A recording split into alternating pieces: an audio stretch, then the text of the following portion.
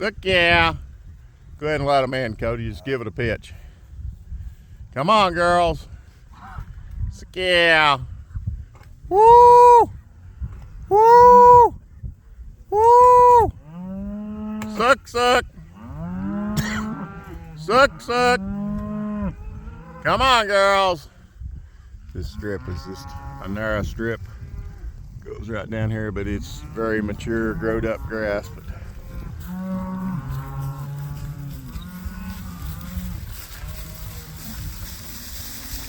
come on, dollies. Woo! Woo! Woo! Amp grazing in northwest Missouri. We've had about 5 inches of rain in the last 5 days. And moving right on through. They're fanning out and putting their heads down because they've got used to a little bit of non-selective grazing. Yesterday they had a bigger area. Yeah! Woo! Woo! Woo! Woo!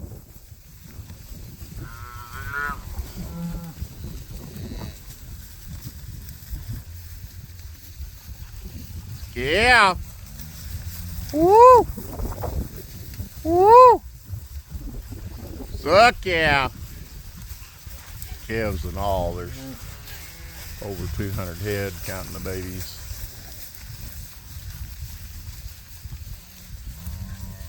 About 130 head of over a year old. There's also about 75 spring calves, like that 96 right there. And then there's 30 some of these fall babies. We're running one mob. There's a cow that doesn't have the right genetics for grass. Everybody can see that. She needs to be out of her program, although she keeps raising a calf. Yeah! Woo! Woo!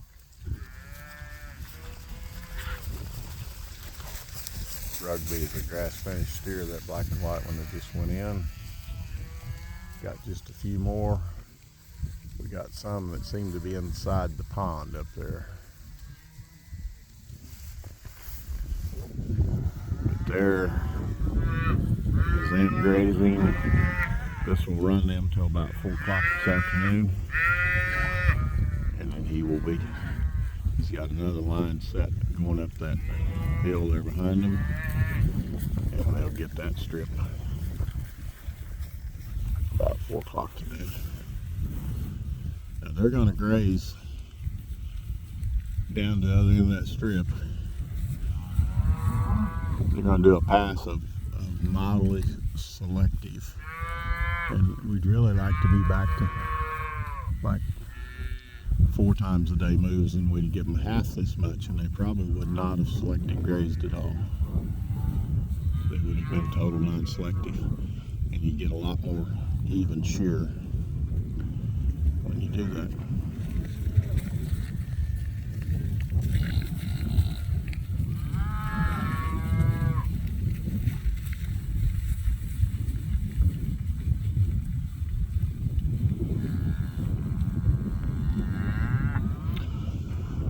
But we'll get a pretty good utilization of this because the cattle that was on this farm was sold last June, and now that was 23. We didn't get to it this summer because of the division of farms and all the cattle. So we passed the other farm twice on about an 80-90 day interval. So you take 85 days times 2 is 170 days.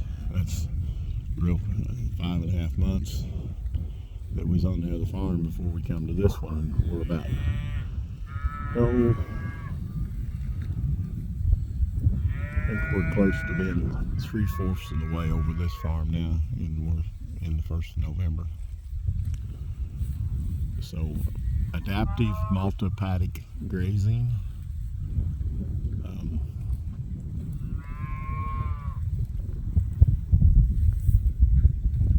Notice the one ones coming in the gate now are not going any further. They're just putting their head down. But they also feel better if they get down to the mob. So this little 10's going to pass here with her little calf behind her. That's her first calf. She's a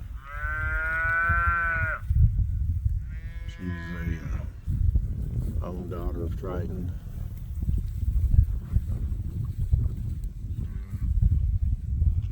That's her more moderate sized. She calved at 30 months, so she's 36 months old now, and has her first 400-pound calf inside. They went all the way to the other end, and they've kind of put their heads down and stopped. And they should be starting to turn and come on back, and I'm probably just going to keep grazing. So you see, now if we'd have half the size of this, or if it'd been more square, they would have not run all the way to the other end of it. That's the one thing about when you first come into an area. You're coming in from the end, and no matter what you do, you wind up with a long narrow strip. We could have half this the other direction and just went half deep and made it bigger, but so it doesn't matter. You don't have to graze everything the same way every time. Come on, girls. Woo! Come on, dolls. Come on. Still got more of them coming. Kind of a big chunky old hairy dude there. Put some meat on that old bugger.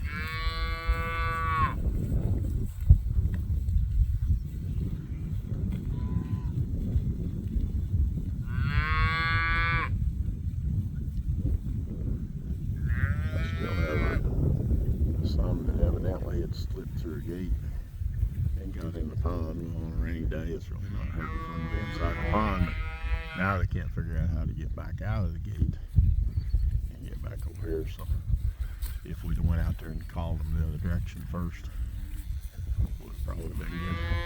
Laura, that's the one you call, that's the calf. That's Penny Penny. Laura said the next one was going to be Pearl, because this one's going to be called Minnie. So the next black and white heifer is going to be called Pearl. They're out of Penny. So we got Minnie Penny, and then we're going to have Pearl. I said, oh, together they're Minnie Pearl. She said, uh-huh. Well, they just pretty much camped at the other end. They didn't do what I thought they'd do. I thought they would come back. So I've not been around these cattle to follow the grazing pattern, but they're going to go to non-selective grazing pretty much in that end. And they're going to lower that a little bit, because probably some of the better grazing is down in that very, very thick sward.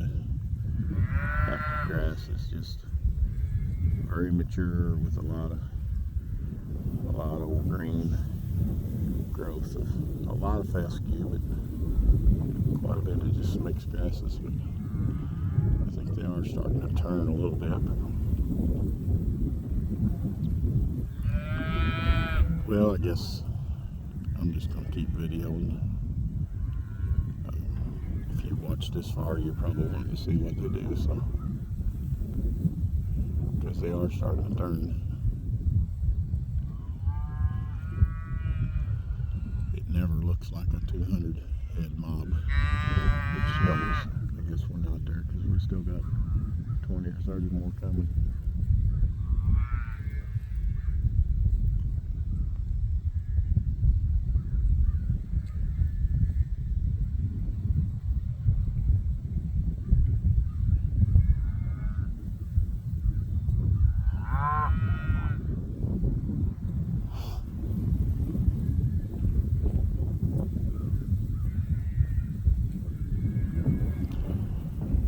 A lot peaceful about the grazing mob.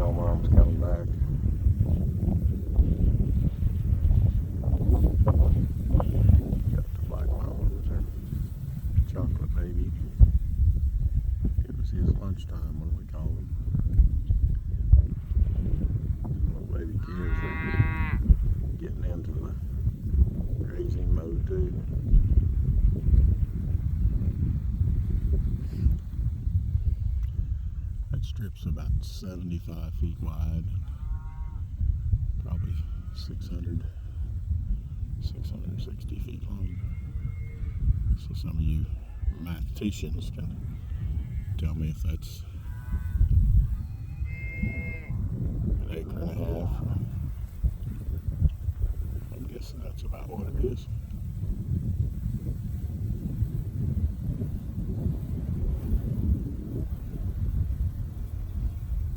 Lunch is over, dude. Mama's gonna go eat. He says, it wasn't over, Mama. I'm still hungry.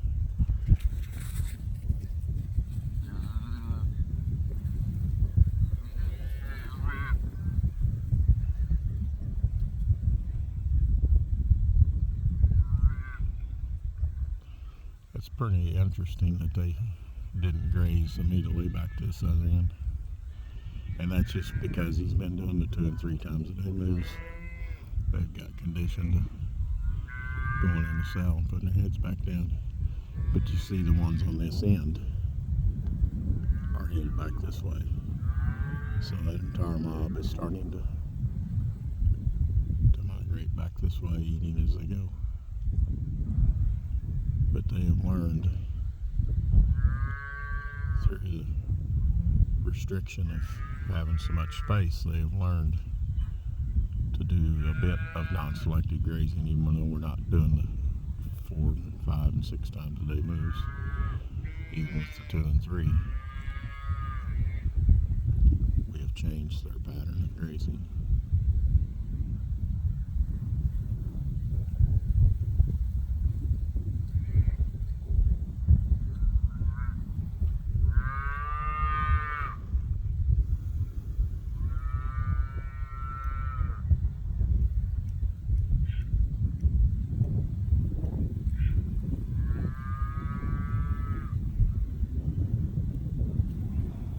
Loris is light and the orange and the red and the dark red and the black.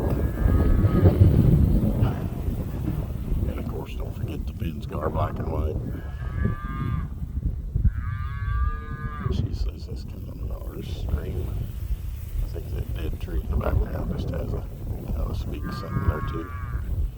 Just a passing of life. Life.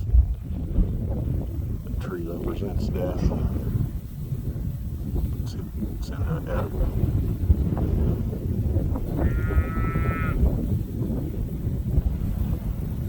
Everything's changing. Always changing. Always changing.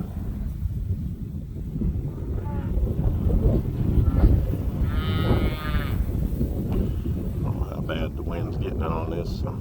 It's getting up a little bit worse. But they are coming back this way. They're about halfway back up the saddle.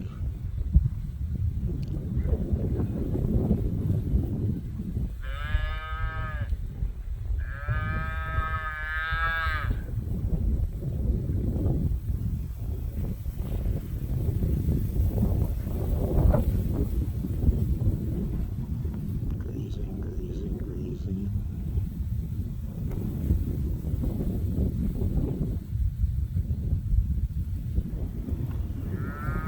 Having this overgrown grass definitely makes the roots so deep. It's going to loosen the soil, make next year's grazing way better.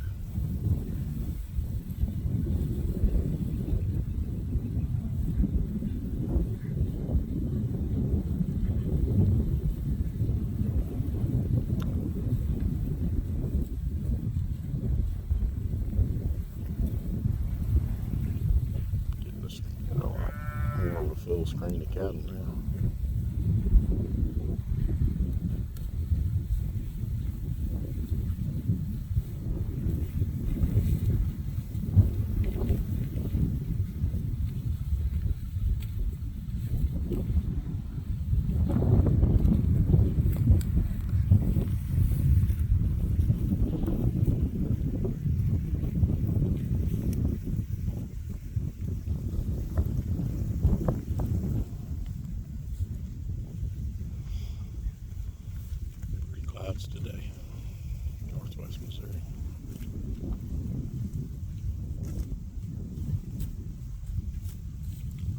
hear the noises of grazing. The rip, rip, rip, rip. It's a very peaceful sound. You just like just come out and move them and just lay down, let them graze around me. Been doing this for over 40 years, so still don't know everything I need to know. I'm a slow learner.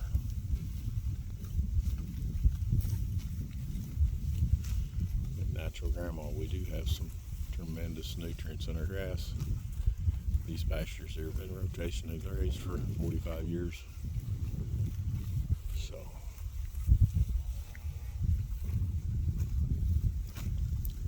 we have what's known as roots so deep. So our beef has probably 5 times more nutrient in it than what you can buy in a grocery store. Depends on how long your pasture has been rotationally grazed. Changes how many nutrients you have in your pastures.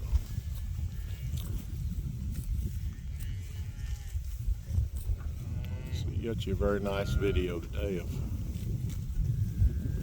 a semi-non-selective grazing. They're still doing somewhat selective grazing, but they're definitely going to get their bellies full. And as you can see, their bellies was full when they got here. So.